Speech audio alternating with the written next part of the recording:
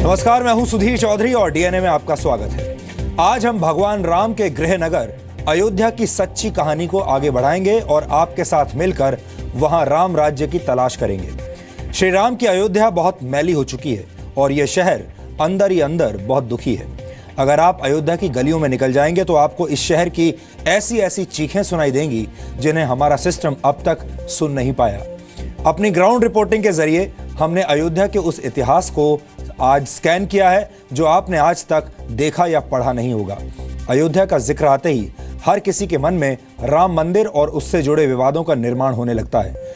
लेकिन अगर आप इस शहर को वोटों की राजनीति और नेताओं से अलग करके देखेंगे तो अयोध्या का सच आपको आसानी से दिखाई देने लगेगा। जी न्यूज की टीम ने अयोध्या जाकर राजनीति मुक्त और नेता मुक्त रिपोर्टिंग की है। आज जो विश्लेषण हम आपको दिखाएंगे वो अयोध्या में हो रहे अधर्म को रेखांकित करेगा। अयोध्या में हमेशा धर्म की राजनीति हुई है, लेकिन सबसे बड़ा विरोधाभास यह है कि धर्म की इसी राजनीति ने अयोध्या के धर्म स्थलों का बुरा हाल करके रख दिया है। असल में अयोध्या को विकास का विटामिन मिला ही नहीं, जिसकी वजह से यह शहर एक कुपोषित बच्चे जैसा दिखाई देता है। अयोध्या के अंदर वर्ल्ड हेरिटेज सिटी बनने का सामर्थ्य है, लेकिन यह काम करने के लिए हमारे सिस्टम के अंदर इच्छा शक्ति नहीं है। हम चाहते हैं कि राम राज्य शब्द को सुनकर आपको ऐसा ना लगे कि कोई हंसी मजाक हो रहा है, बल्कि यह शब्द सुनकर आपके मन में गर्व की भावना आनी चाहिए।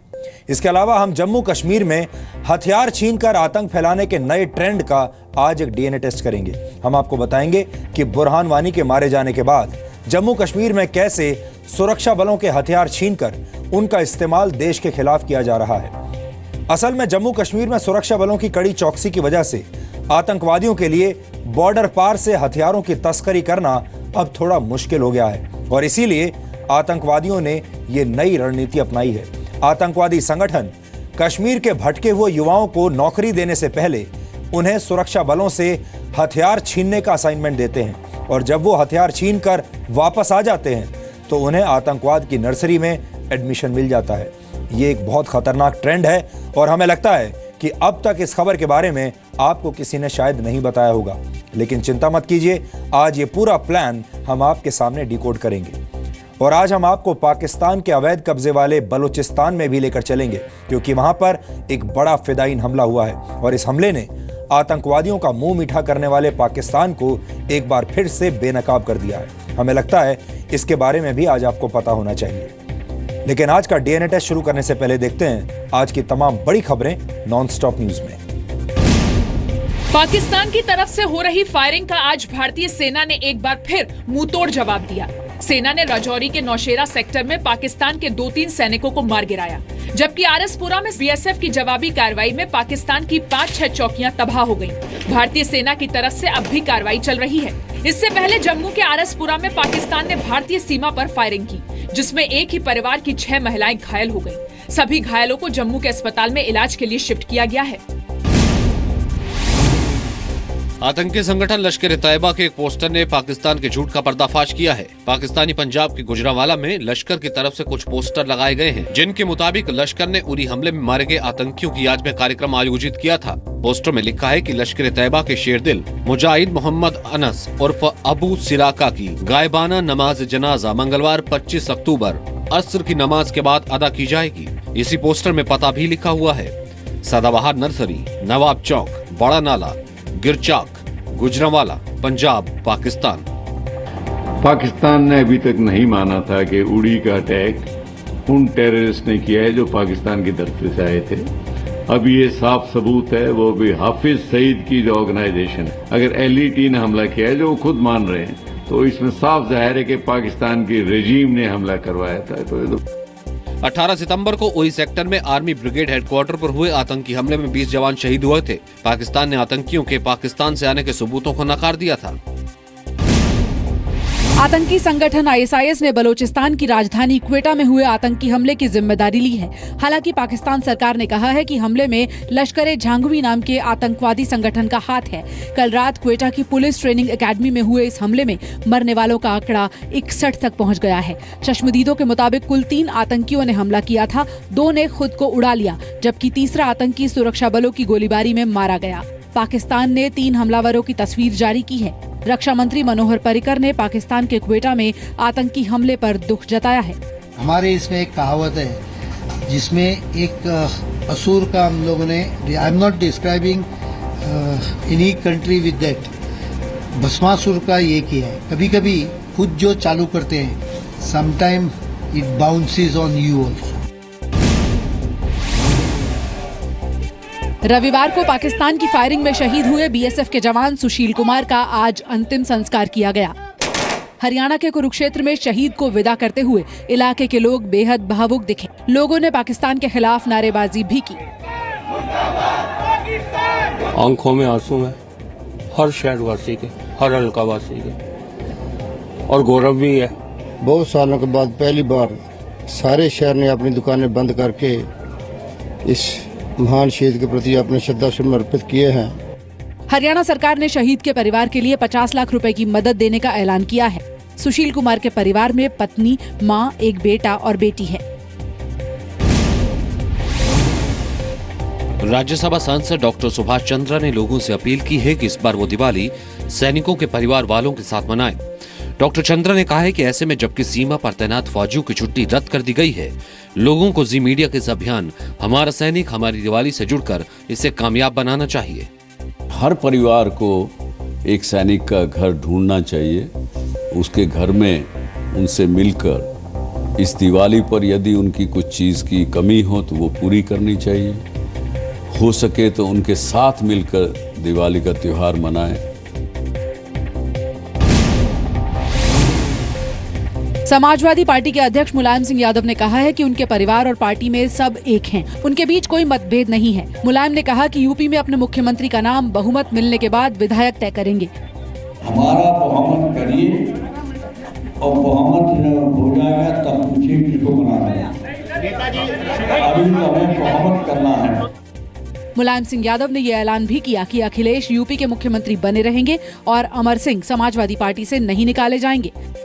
आज मुख्यमंत्री है अखिलेश, तो मुख्यमंत्री के लिए किसी को आपत्ति नहीं देता हूँ, कोई आपत्ति नहीं। अमर सिंह को बीच में क्यों लाते हैं? प्रेस कॉन्फ्रेंस में मुलायम ने यह भी कहा कि बर्खास्त मंत्रियों को कैबिनेट में दोबारा शामिल करने का फैसला अखिलेश यादव ही करेंगे। हिंदुत्व धर्म है या जीवन शैली, सुप्रीम कोर्ट अभी इसकी दोबारा व्याख्या नहीं करेगा। सुप्रीम कोर्ट की 7 जजों की संवैधानिक पीठ इस मुद्दे की सुनवाई कर रही थी। सुप्रीम कोर्ट ने कहा हिंदुत्व क्या है और इसका अर्थ क्या है। कोर्ट इस समय इस विवाद में नहीं पड़ेगा। कोर्ट 1995 के फैसले पर पुनर्विचार नहीं करेगा और हिंदुत्व और धर्म की पड़ताल भी नहीं की जाएगी। सामाजिक कार्यकर्ता तीस्ता सीतलवाड़ ने सुप्रीम कोर्ट में याचिका दी थी, जिसमें तीस्ता ने कोर्ट से अपील की थी कि राजनीति में धर्म के घालमेल पर रोक लगाई जाए। 1995 में एक फैसले में सुप्रीम कोर्ट ने कहा था कि हिंदुत्व एक जीवन शैली यानी जीने का तरीका है, कोई धर्म नहीं। जी न्यूज पर अयोध्या की बदहाली की खबर दिखाए जाने का बड़ा असर हुआ है। फैजाबाद के सीएमओ प्रमोद कुमार ने महिला अस्पताल से गैर हाजिर डॉक्टर के खिलाफ जांच के आदेश दिए हैं और कहा है कि दोषी पाए जाने पर कार्रवाई की जाएगी। साथ ही डॉक्टर और जूनियर इंजीनियर की एक टीम से अस्पताल का निरीक्षण भी करवाया गया है ताकि अस्पताल की मरम्मत कराई जा सके। इनकी जाँच करा रहा हूँ और जाँच करने के बाद जो भी निष्कर्ष निकलेगा बताया जाएगा। निर्देश जारी कर दिए हैं, सभी जेई और जितने भी फार्मासिस्ट जो भी चीज वहाँ पे अगर नहीं है तो उपलब्ध करा दी जाएगी। जी न्यूज ने अपनी रिपोर्ट में अयोध्या के महिला अस्पताल की बदहाली की खबर दिखाई थी, जहां डॉक्टर की गैरहाजिरी में सफाई कर्मी महिलाओं की डिलीवरी करा रही थी।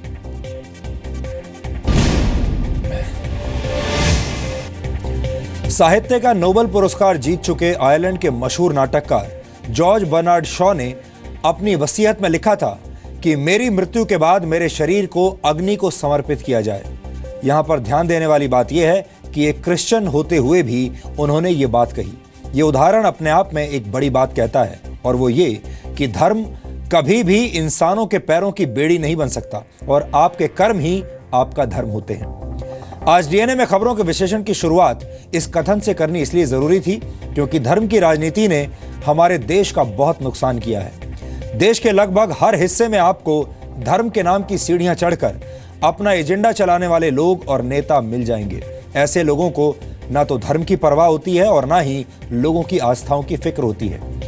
अयोध्या भी एक ऐसी ही भूमि है जहां धर्म के नाम पर राजनीति तो होती रही, लेकिन इस शहर का विकास कभी नहीं हुआ। कल मैंने आपसे वादा किया था कि आज हम धर्म के नाम पर राजनीति का शिकार हुए अयोध्या के धार्मिक स्थलों का एक on the spot DNA test करेंगे। लेकिन इस विश्लेषण से पहले आपको कल की रिपोर्टिंग से जुड़ी कुछ मुख्य बातों का रिकैप दिखाना जरूरी है।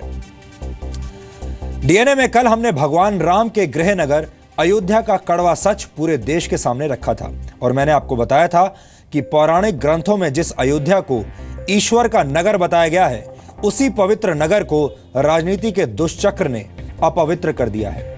अयोध्या का नाम सुनते ही लोगों के मन में सिर्फ राम मंदिर और उससे जुड़े विवाद ही आते थे। ऐसे में जनमानस की आंखें खोलने के लिए हमने अयोध्या की गंदगी को देश के सामने रखा। अयोध्या जैसे पौराणिक और ऐतिहासिक शहर की खामोश चीखें आप सबने सुनी और हमें आपकी बहुत सारी प्रतिक्रियाएं भी मिली। हमारी रिपोर्टिंग ने जहां एक तरफ नेताओं को सोचने पर विवश कर दिया, वहीं दूसरी तरफ सिस्टम की भी नींद टूट गई। फैजाबाद के मुख्य चिकित्सा अधिकारी डॉक्टर प्रमोद कुमार ने जी न्यूज की ग्राउंड रिपोर्टिंग के बाद अयोध्या के महिला सरकारी हॉस्पिटल के खिलाफ जांच के आदेश दे दिए हैं। जांच के बाद दोषी डॉक्टर के खिलाफ कार्रवाई की बात भी कही जा रही है और साथ ही अयोध्या के इस अस्पताल की कमियों को दूर करने के आदेश भी दिए गए हैं। इस हॉस्पिटल पर हमारी विशेष नजर रहेगी और हम इसका फॉलो अप तब तक करते रहेंगे जब तक यहां पर हालात ठीक नहीं हो जाते। राम राज्य सीरीज के तहत हमारी पहली रिपोर्ट ने अयोध्या में सोए हुए सिस्टम की नींद को तोड़ने का काम किया है, लेकिन हमारी आज की रिपोर्ट सिस्टम के दोहरे चरित्र पर सवाल उठाएगी। आज हम हर उस व्यक्ति से सवाल पूछेंगे जो भगवान राम के नाम पर अयोध्या में धर्म की राजनीति करता है, लेकिन अयोध्या के धार्मिक स्थलों की फिक्र कभी नहीं करता। आज हम अयोध्या की पवित्र धरती पर मौजूद उन धार्मिक स्थानों की बात करेंगे जिनका इतिहास हजारों साल पुराना है, लेकिन उनका वर्तमान काफी दुखद और परेशान कर देने वाला है। हम आपको अयोध्या में 6 अलग अलग स्थानों पर आज लेकर चलेंगे और जो तस्वीरें आप देखेंगे उन्हें देखकर आपको एहसास हो जाएगा कि जिस अयोध्या की चर्चा बाबरी मस्जिद और राम जन्मभूमि जैसे शब्दों में सिमट कर रह गई, उसी अयोध्या में राम की पैड़ी, मणि पर्वत, हनुमानगढ़ी, नागेश्वर नाथ मंदिर और सरयू नदी जैसे पौराणिक स्थल नजरअंदाज किए जा रहे हैं। यह अयोध्या का दुर्भाग्य है कि यहां जगह जगह पर नेताओं के नाम वाले बड़े बड़े पोस्टर्स तो दिखाई देते हैं, जबकि पौराणिक स्थल डरे, सहमे और बदहाल नजर आते हैं। यह अयोध्या में राजनीति करने वाले नेताओं के दोहरे चरित्र का सबसे बड़ा प्रमाण है। असल में अयोध्या को विकास का विटामिन कभी नहीं मिला, जिसकी वजह से यह शहर एक कुपोषित बच्चे जैसा दिखाई देता है। अयोध्या के अंदर वर्ल्ड हेरिटेज सिटी बनने का पूरा सामर्थ्य है, लेकिन यह काम करने के लिए हमारे सिस्टम के अंदर इच्छा शक्ति दिखाई नहीं देती। इसलिए आज हम ये गंभीर सवाल उठा रहे हैं कि जब पूरे देश में विकास एक बड़ा मुद्दा बन चुका है, तो क्या अयोध्या के लिए राम मंदिर और बाबरी मस्जिद ही मुद्दा बने रहेंगे? क्या अयोध्या के लोगों का सामाजिक, आर्थिक और शैक्षणिक विकास सबसे बड़ा मुद्दा नहीं होना चाहिए? इस विषय पर आज पूरे देश को चिंतन करने की जरूरत है, वरना अयोध्या में राम राज्य कभी नहीं आएगा। हम चाहते हैं कि राम राज्य शब्द को सुनकर आपको ऐसा ना लगे कि कोई हंसी मजाक कर रहा है। राम राज्य को साकार कर दिया जाए तो आपके मन में गर्व की भावना भी आ सकती है।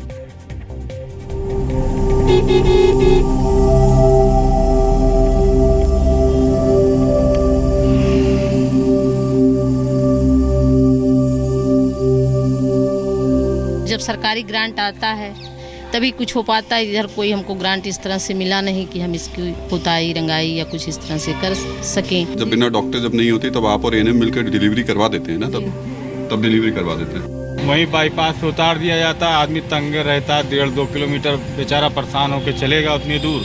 बाहर लोग रहते हैं, मर जाते हैं। कभी ट्रक चढ़ जाती है, अब की वो चढ़ गई थी ट्रक, 7-8 दिन खत्म हो गए थे। एक तो मैं बहुत तारीफ करना चाहता हूँ जिस प्रकार से आपने अयोध्या की उन परिस्थितियों को दिखाया, क्योंकि अयोध्या का नाम आते ही लोगों को बस एक ही इशू समझ में आता है, राम मंदिर, बाबरी मस्जिद, और उस द्वंद्व से निकल के कोई सोचता नहीं अयोध्या के बारे में। अयोध्या का जो असली हाल है आप लोगों ने देखा और उसको दिखा दिया देश को।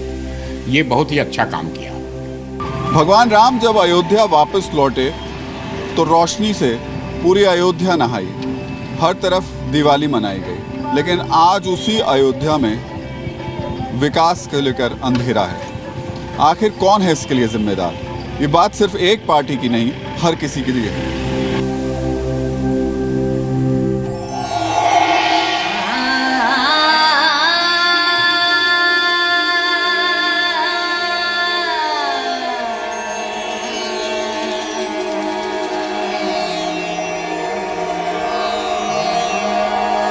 ये अयोध्या है, जहां एक तरफ लोग जान हथेली पर रखकर राम राम जपते हैं, तो वहीं दूसरी तरफ गंदगी, खराब रखरखाव और धर्म के नाम पर अपनी राजनीतिक रोटियां सेकने वालों ने भगवान राम की इस पावन धरती को अपवित्र कर दिया है।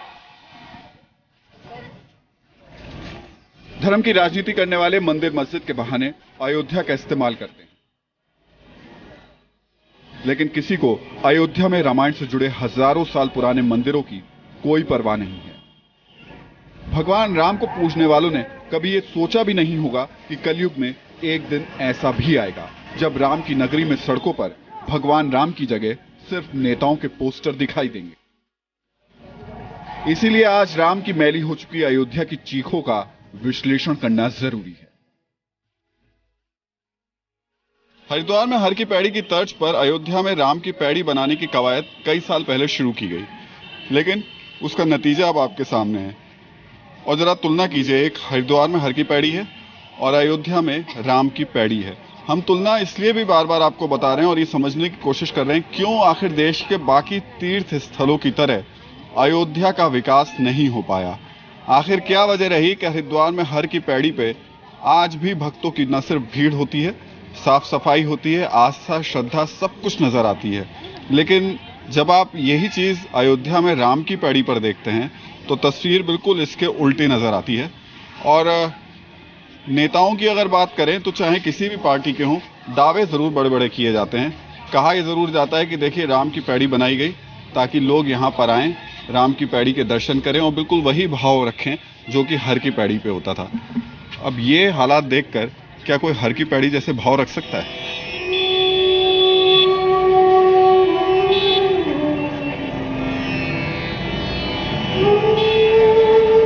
हमारा पहला पड़ाव था अयोध्या के सरयू घाट के किनारे हरिद्वार के हर की पैड़ी की तर्ज पर बनी राम की पैड़ी, जिसे राम के नाम पर डुबकी लगाने के लिए बनाया गया था।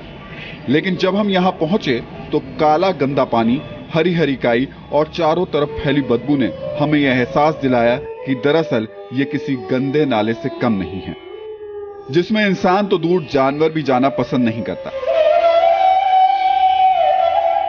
20-25 साल से अयोध्या में साफ सफाई है? नहीं है। विकास है? कोई विकास नहीं, न कोई विकास न सफाई, इतनी गंदगी है कि कुछ कहलाती नहीं। तो आपके यहाँ तो हर पार्टी का नेता आता है यहाँ पर? सिर्फ खाली बोलने को लोग रहते हैं, बस बोल कर चले जाते हैं, उसके बाद कोई दिखने नहीं आते हैं कि अयोध्या में क्या सफाई हो रहा है, क्या विकास हो रहा है। अयोध्या को क्या चाहिए ये बताइए? अयोध्या का विकास चाहिए और सफाई चाहिए। राम की पैड़ी की हालत खराब है और हम ये समझना चाह रहे थे कि इसके लिए कौन जिम्मेदार है। बहन जी, हम जब अयोध्या में जा रहे हैं तो अब दिमाग में सिर्फ एक सवाल है कि अयोध्या मतलब भगवान राम की अयोध्या, मतलब राम राज्य, मतलब सुख समृद्धि खुशहाली सब कुछ, लेकिन वो यहाँ दिखाई नहीं देता। ऐसा क्यों? आपकी जो भावना और परिकल्पना है वो बहुत ही सुंदर है। भगवान श्री राम की नगरी श्री अयोध्या जी को जो सम्मान और जो स्थिति, जो मान्यता, जो श्रेय मिलना चाहिए वो वर्तमान में देखने को नहीं मिल रहा है, क्योंकि आज लोग जहाँ भी धर्म की बात आती है सांप्रदायिकता कह करके उसको अलग हट करके दूसरी दृष्टि से देखते हैं, जबकि भगवान श्री राम और राम राज्य की परिकल्पना महात्मा गांधी ने कही थी और की थी कि राम राज्य आना चाहिए। अत्यंत उपेक्षा की दृष्टि से अयोध्या जी को लेते हैं। यहाँ पर किसी भी प्रकार का विकास नहीं, सड़कें नहीं, नालियाँ ठीक नहीं और सरयू जी का जैसा प्रवाह होना चाहिए, सरयू जी में गंदे नाले पड़ते हैं। अब हम सरयू के किनारे पहुंचे। ऐसा माना जाता है कि भगवान विष्णु के नेत्रों से होकर निकली थी सरयू नदी। रामायण के अनुसार भगवान राम ने इसी नदी में जल समाधि ली थी, लेकिन आज इस नदी और इसके आसपास के इलाकों ने सिस्टम और उसे चलाने वालों के सामने समाधि ले ली है। सरकारें और सिस्टम दावे तो बहुत करती हैं, लेकिन सरयू की जमीनी हकीकत क्या है ये हम आपको दिखा चुके हैं। अयोध्या में घाटों पर हमने चेंज रूम बनवाया महिलाओं के स्नान करने के बाद कपड़ा बदलने के लिए। जो राम की पैड़ी का पानी लगातार 30-35 साल से स्थिर था, काई जमी रहती थी, उसकी शोभा को समाप्त किया गया था। आज उसके लिए भी माननीय मुख्यमंत्री और सिंचाई मंत्री जी ने पैसा दिया और उसका भी काम चालू है। बहुत जल्दी मुझे लगता पूरा होगा और राम की पैड़ी अपने भव्य रूप को दिखाएगी। अयोध्या में हमने सत्संग भवन बनवाया है। राम की मैली हो चुकी अयोध्या की खामोश चीखों ने हमें मणिपर्वत की तरफ जाने का इशारा किया। जब हम वहां पहुंचे तो बड़े बड़े अक्षरों में लिखा दिखाई दिया, मणिपर्वत राष्ट्रीय संरक्षित स्मारक। लेकिन जैसे ही हम मंदिर के प्रांगण में पहुंचे, वहां हमारा सामना जर्जर हो चुके एक ऐसे ऐतिहासिक धरोहर से हुआ जो कभी भी किसी भी वक्त बड़ी दुर्घटना का शिकार हो सकता है। दीवार पर लिखे ये शब्द मणिपर्वत की खामोश चीखें नहीं हैं तो क्या है?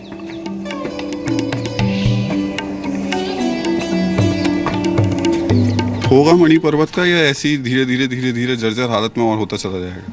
अब हम क्या कहें, हम कुछ न कह पाए। उनसे पूछिए, फैजाबाद रहा था, वो सबके दफ्तर है कि हाँ क्या करे, विकास में कराएंगे कि खाली हाथ में लेकर के बैठे हैं। हम बहुत बार कहे, लखनऊ तक गए थे, कुछ कल करके हम देख लिए हैं।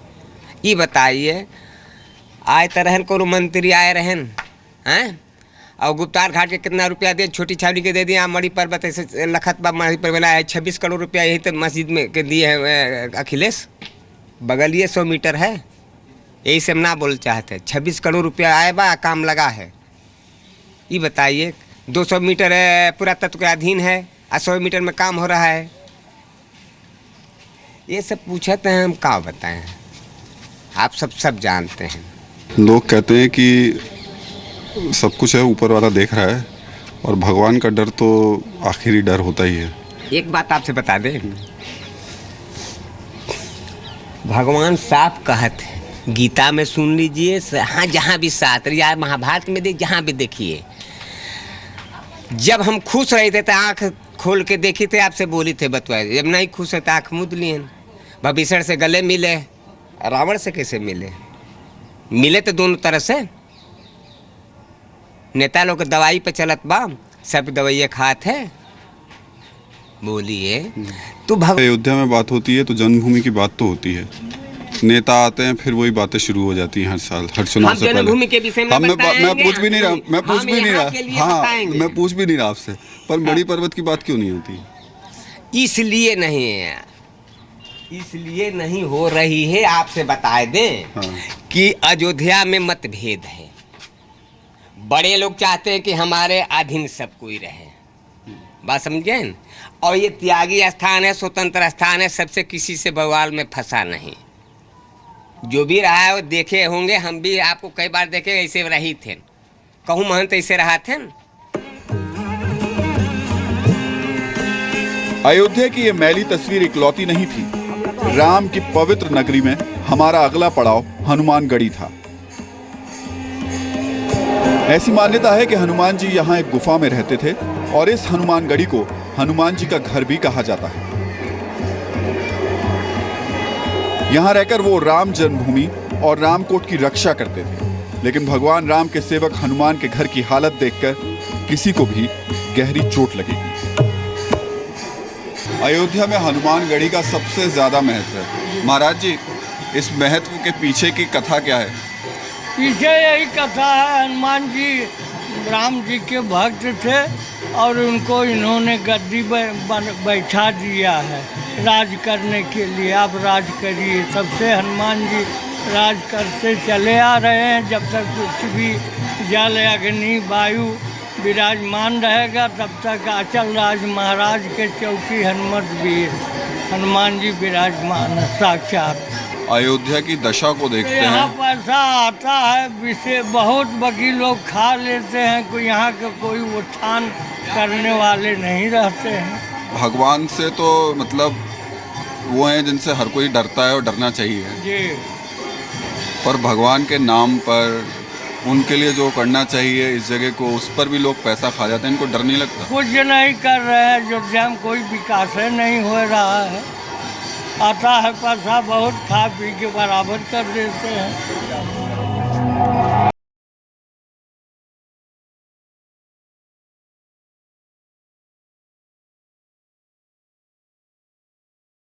वो मंदिर जहां सदियों से करोड़ों लोगों की आस्था निवास करती है, लेकिन बदलते वक्त के साथ साथ इस मंदिर के प्रांगण और इसके आसपास गंदगी ने अपना घर बना लिया है। इस मंदिर में आने वाले लोग सिस्टम के आशीर्वाद की नहीं, भगवान के आशीर्वाद की बदौलत अपनी मनोकामना पूरी होने की उम्मीद में बैठे हैं। अयोध्या में कई ऐसे प्राचीन मंदिर हैं जिनके बारे में जब आप यहाँ पहुँचते हैं तब पता चलता है, और हम ऐसे मंदिरों में पहुँचकर यही बताने की भी और समझने की कोशिश कर रहे हैं कि आखिर ऐसा क्यों नहीं होता कि इन मंदिरों के बारे में लोगों तक पहुँची बात और फिर लोग भी इस तरफ आने का रुख शुरू करें। पंडित जी, सबसे पहले तो नागेश्वर नाथ जो मंदिर है महाराज जी, उसके बारे में बताइए, क्या है इतिहास?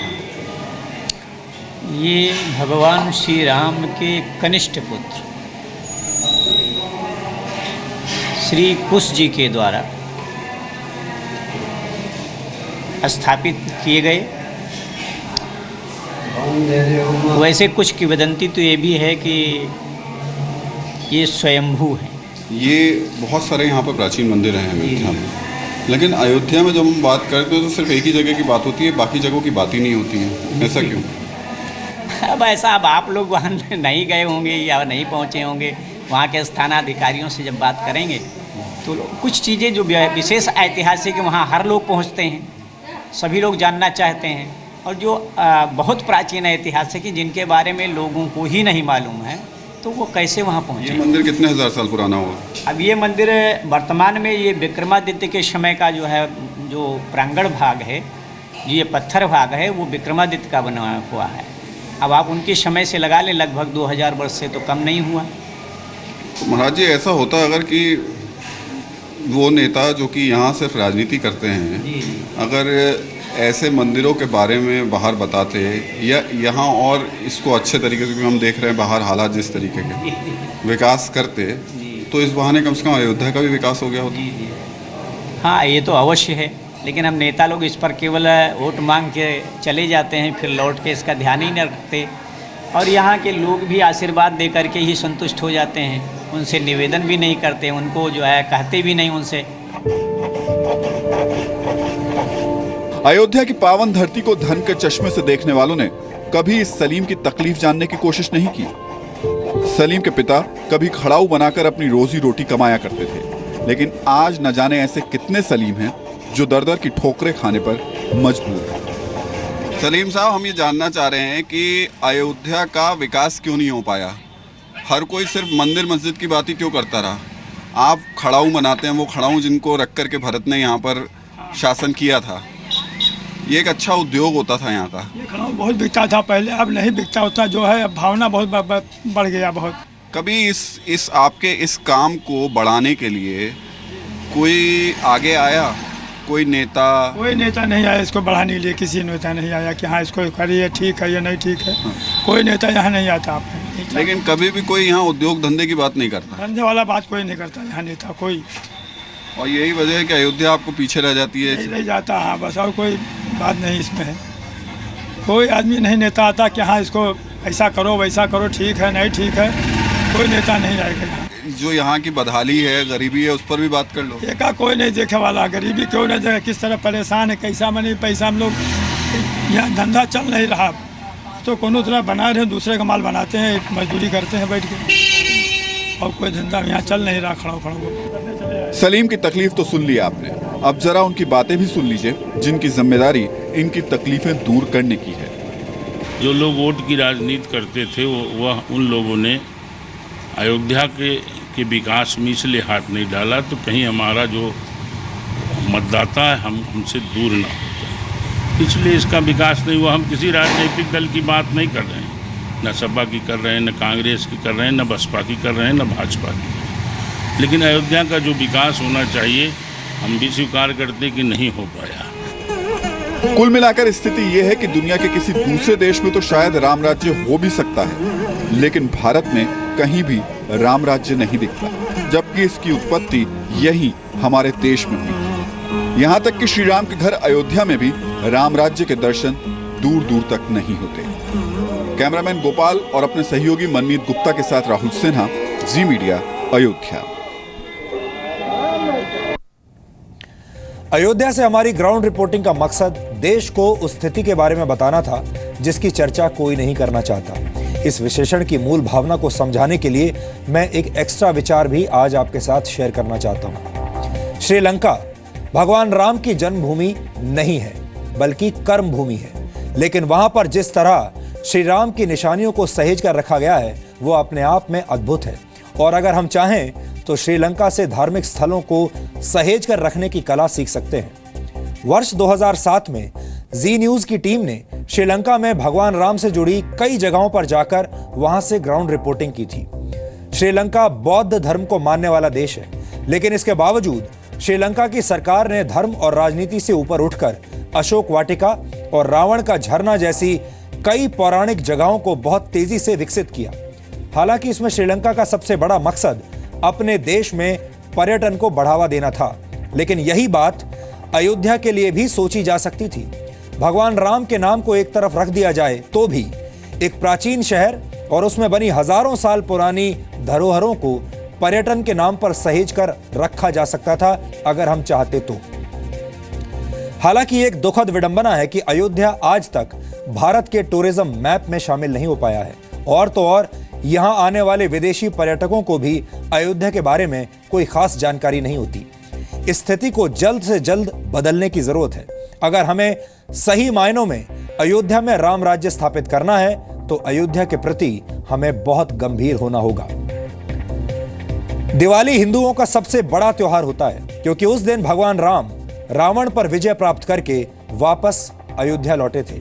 पूरा देश बड़े हर्ष और उल्लास के साथ यह त्योहार मनाता है। हम कहते हैं कि यह त्योहार बुराई पर अच्छाई की जीत को दर्शाता है, लेकिन अयोध्या के बारे में कभी कोई नहीं सोचता।